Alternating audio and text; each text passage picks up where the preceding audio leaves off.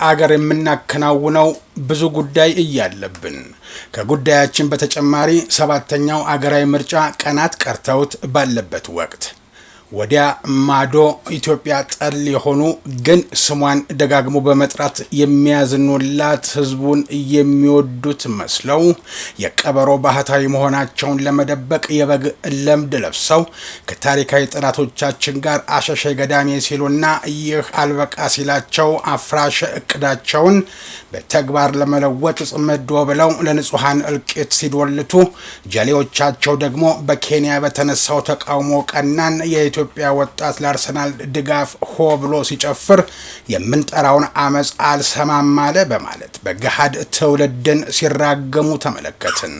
አሽከርካሪው ህዝብን ከህዝብ የሚያገናኝ ታካሚን ከሕክምና ተቋም የሚያደርስና በአንድ የታክሲም ሆነ የጭነት አሽከርካሪ ጀርባ ስር ከ4 እስከ 6 የሚደርሱ የቤተሰብ አባላትን በቀጥታ በሚሊዮን የሚቆጠሩ ዜጎችን ደግሞ በተዘዋዋሪ የሚመግብ የማህበራዊ ዋስትና ምሰሶ ነው። በአሁኑ ወቅት አገሪቱ በጸጥታ ችግርና በመንገድ መበላሸት እየታመሰች ባለችበት አስቸጋሪ ሁኔታ ውስጥ እንኳን ህይወቱን ለአደጋ አጋልጦ በየቀውሱ ቀጣና ውስጥ በመጓዝ አገራዊ አንድነትንና የስርጭት መዋቅሩን ጠብቆ የቆየ ጀግና የኢኮኖሚ ዲፕሎማት ነው። ይህ ከወዲያ ማዶ የተሰጠን አጀንዳ ነው።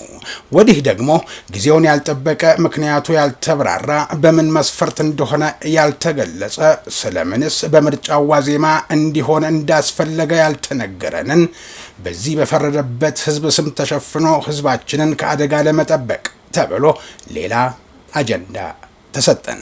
አጀንዳ ሰጪው የትራንስፖርትና ሎጂስቲክስ ሚኒስቴር ሲሆን የህዝብ ድምጽና የአሽከርካሪው ላብ አይናቅም። ይህ ትንታኔ በጂ24 ኒውስ ሚዲያ የፖሊሲና ማህበራዊ ጉዳዮች ኤዲቶሪያል ቦርድ የጸደቀ የጋዜጣዊ አቋም መግለጫ ሲሆን የዝግጅት ክፍሉ መረጃውን ለማጣራት ወደ ሚኒስቴር መስሪያ ቤቱ የደወለ ቢሆንም አልተሳካም። የአዲስ አበባ ትራንስፖርት ቢሮ ይህን በተመለከተ የደረሰንም እየወረደም መመሪያ የለም ብሎናል። ክትትላችን ይቀጥላል።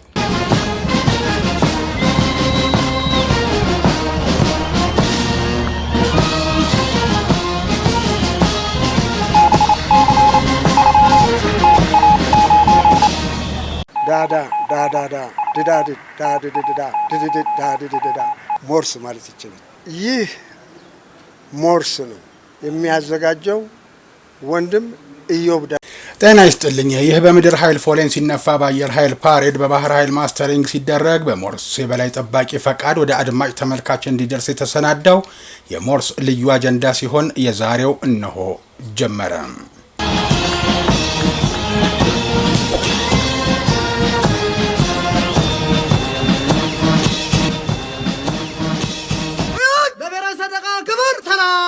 በዚህ ሰሞን እንደ አገር የምናከናውነው ብዙ ጉዳይ እያለብን ከጉዳያችን በተጨማሪ ሰባተኛው አገራዊ ምርጫ ቀናት ቀርተውት ባለበት ወቅት ወዲያ ማዶ ኢትዮጵያ ጠል የሆኑ ግን ስሟን ደጋግሞ በመጥራት የሚያዝኑላት ህዝቡን የሚወዱት መስለው የቀበሮ ባህታዊ መሆናቸውን ለመደበቅ የበግ ለምድ ለብሰው ከታሪካዊ ጠላቶቻችን ጋር አሸሸ ገዳሜ ሲሉና ይህ አልበቃ ሲላቸው አፍራሽ እቅዳቸውን በተግባር ለመለወጥ ጽምዶ ብለው ለንጹሃን እልቂት ሲዶልቱ ጀሌዎቻቸው ደግሞ በኬንያ በተነሳው ተቃውሞ ቀናን የኢትዮጵያ ወጣት ለአርሰናል ድጋፍ ሆ ብሎ ሲጨፍር የምንጠራውን አመጽ አልሰማም አለ በማለት በገሃድ ትውልድን ሲራገሙ ተመለከትን። የሙያ፣ የሃይማኖት፣ የፖለቲካ፣ የአክቲቪዝም ስራ የሚታወቁበት ሙያቸው ነበር። ግን በንጹሃን ደም መነገድ የሚወዱ የግጭት ጠማቂዎች በመሆናቸው ስሜታቸው ገንፍሎ ልባቸው ያሰበውን የእልቂት አዋጅ አልሰማችሁም አሉ።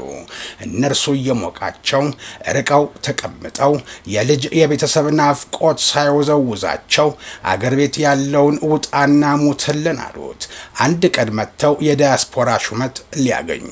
ይህ ከወዲያ ማዶ የተሰጠን አጀንዳ ነው።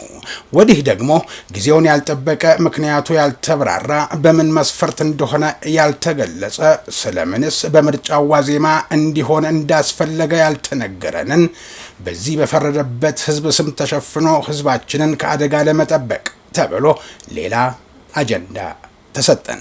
አጀንዳ ሰጪው የትራንስፖርትና ሎጂስቲክስ ሚኒስቴር ሲሆን ጉዳዩ የአሽከርካሪዎች ፈቃድ እንደ አዲስ ለመፈተንና ለመስጠት ነው ተብሏል። የትኞቹን አሽከርካሪዎች? ሚኒስቴሩ እውቅና በሰጣቸው ማሰልጠኛዎች የተማሩትን። ዳግም ለምን ማሰልጠን አስፈለገ? ማሰልጠኛዎቻችሁን አታምኗቸውም? ተጠራጠራችኋቸው ወይንስ ለምን? የትኞቹን አይነት ተሽከርካሪ ስለሚያሽከረክሩት አሽከርካሪዎች ነው ዳግም ስልጠናው የሚያስፈልገው? ለምንስ? በዚህ ዙሪያ ስንዘጋጅ በርከት ያለ መረጃ እጃችን እየገባ ነው። ግን ክለሳው ቢኖር ጥሩ። ለማንኞቹ ምን አድርገው ምን አይነት ሪከርድ ተይዞባቸው ለነበረው የሚለው ጥናት ተደርጎ ሳይለይ ችኮላው አስደንጋጭ ነው። የመንግስት እቅድ ሳይሆን የግለሰቦች እቅድ ነው የሚለውንም አጣርተንና አረጋግጠን እንመለሳለን።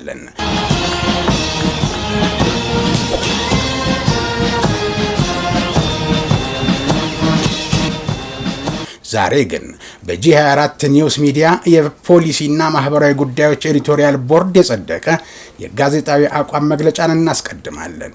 የገንዘብ ማሳደጃው የአሽከርካሪዎች ድጋሚ ምዘና መመሪያ፣ መዋቅራዊ ንቀት፣ የፖሊሲ ቀውስና የምርጫው ዋዜማ የፖለቲካ ቁማር በሚል ርዕስ በጂ24 ኒውስ ሚዲያ የፖሊሲና ማህበራዊ ጉዳዮች ኤዲቶሪያል ቦርድ የጸደቀው የጋዜጣዊ አቋም መግለጫ እንዲህ ሲል ይጀምራል።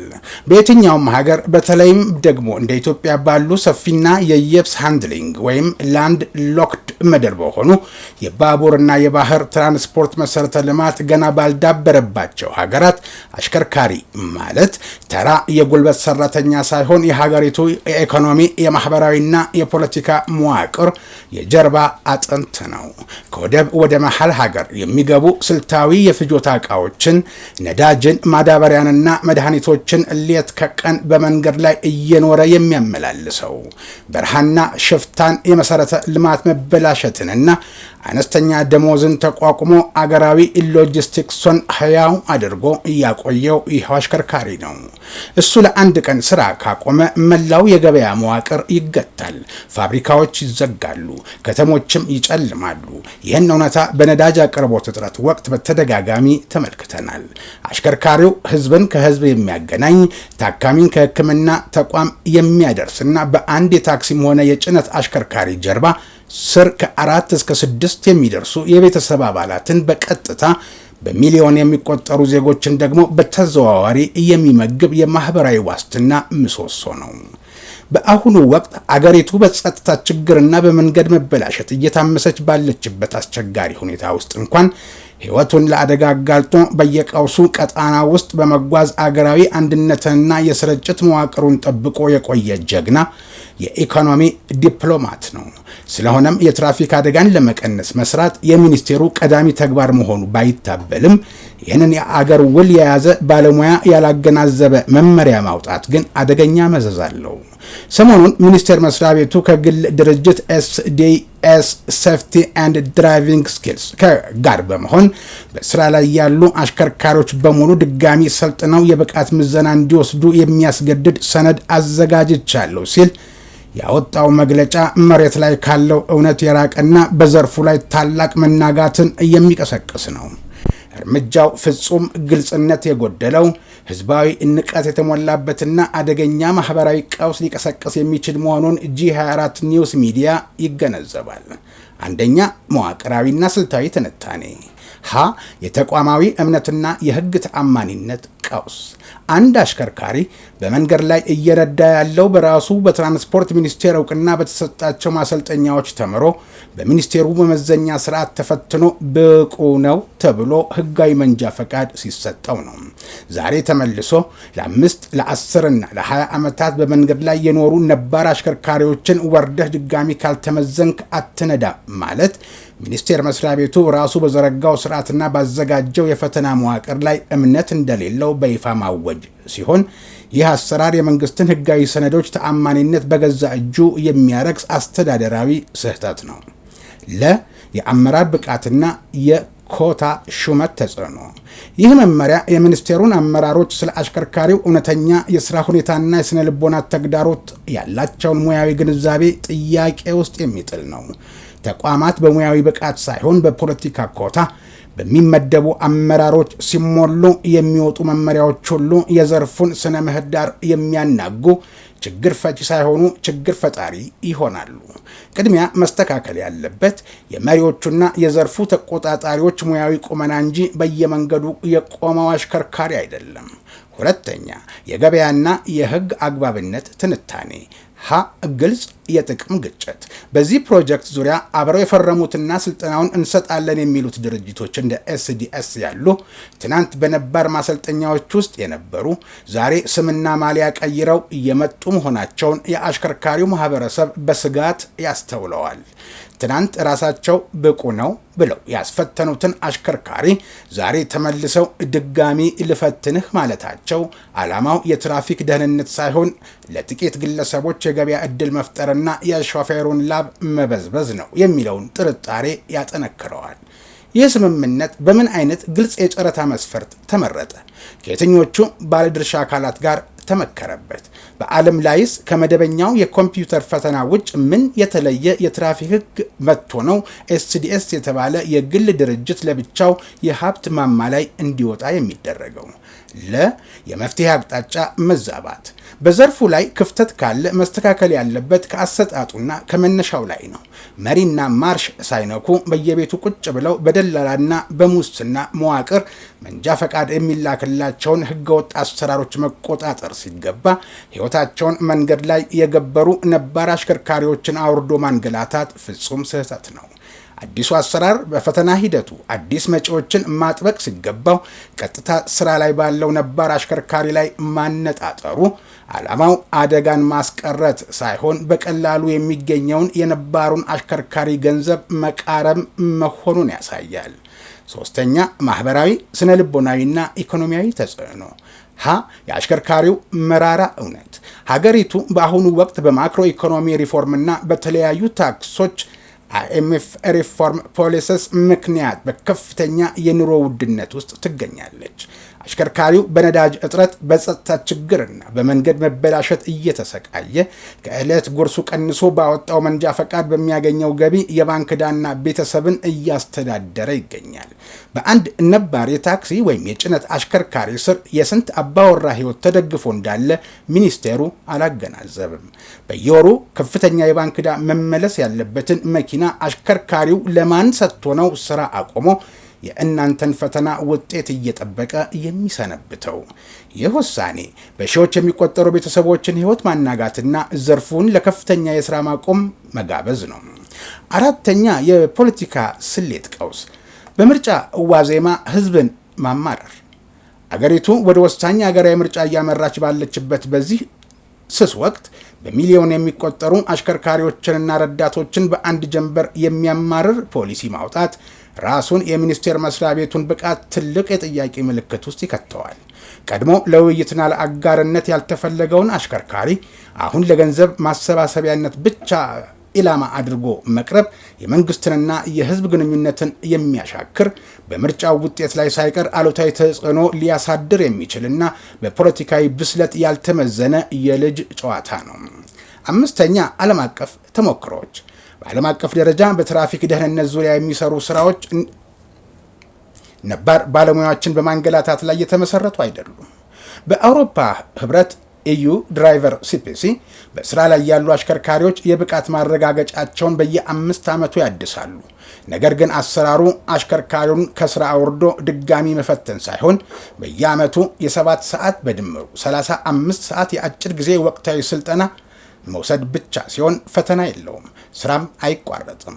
በአሜሪካ CDL ኮሜርሻል ድራይቨርስ ላይሰንስ ነባር አሽከርካሪዎች የሕክምና ምርመራ ወይም ሜዲካል ኤግዛም ካለፉና የትራፊክ መዝገባቸው ንጹህ ከሆነ ፈቃዳቸው በቀጥታ ይታደሳል።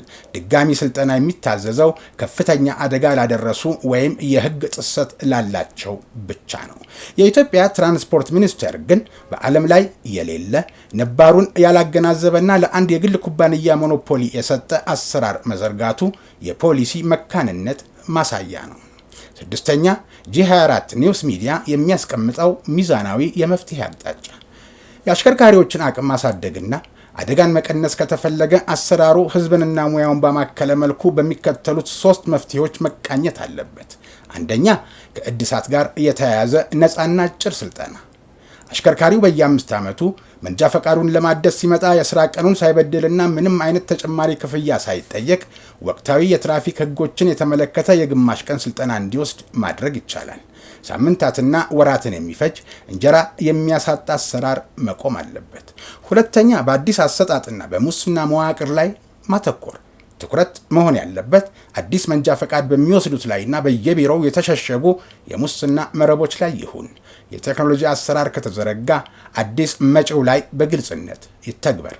ሶስተኛ፣ ባለድርሻ አካላትን ማሳተፍ። ከአሽከርካሪዎች ማህበራትና ከትራንስፖርት ባለሙያዎች ጋር ሰፊ ውይይት ሳይደረግ ይህንን መመሪያ በግድ ለመጫን መሞከር መቆም አለበት። ሚኒስቴሩ መሰረታዊ የሆኑትን የትራፊክ ደህንነት ምሰሶች፣ የመንገድ መሰረተ ልማት ማሻሻል፣ የመብራትና የምልክቶች ማሟላት፣ የፍጥነት መቆጣጠሪያ ቴክኖሎጂዎችና የመንገድ ላይ ሙስናን መዋጋትን ትቶ በስራ ላይ ባለው ባለሙያ ላይ ብቻ እጥፍ ጫና መፍጠሩ ታሪካዊውን ዳቦ ከሌለ ለምን ኬክ አይበሉም የሚለውን ከህዝብ ኑሮና ከችግሩ መነሻ የመራቅ አስተሳሰብን የሚያስታውስ ይሆናል። በመሆኑም ሚኒስቴር መስሪያ ቤቱ በጥናት ላይ ያልተመሰረተ አዲስ አሰራር በሚል ታርጋ ባለሙያን የሚያንገላታና ሙሰኞችን የሚያበለጽግ መመሪያ በአስቸኳይ ገታ አድርጎ በድጋሚ እንዲመረምረው ከባለድርሻ አካላት ጋር ጊዜ ወስዶ በጋራ እንዲመክርበትና ይህንንም አስመልክቶ ይፋዊ ዝርዝር መግለጫ መስጠት እንዳለበት G24 ኒውስ ሚዲያ በጥብቅ ይጠይቃል። የህዝብ ድምፅና የአሽከርካሪው ላብ አይናቅም። ይህ ትንታኔ በG24 ኒውስ ሚዲያ የፖሊሲና ማህበራዊ ጉዳዮች ኤዲቶሪያል ቦርድ የጸደቀ የጋዜጣዊ አቋም መግለጫ ሲሆን የዝግጅት ክፍሉ መረጃውን ለማጣራት ወደ ሚኒስቴር መስሪያ ቤቱ የደወለ ቢሆንም አልተሳካም። የአዲስ አበባ ትራንስፖርት ቢሮ ይህን በተመለከተ የደረሰንም እየወረደም መመሪያ የለም ብሎናል። ክትትላችን ይቀጥላል።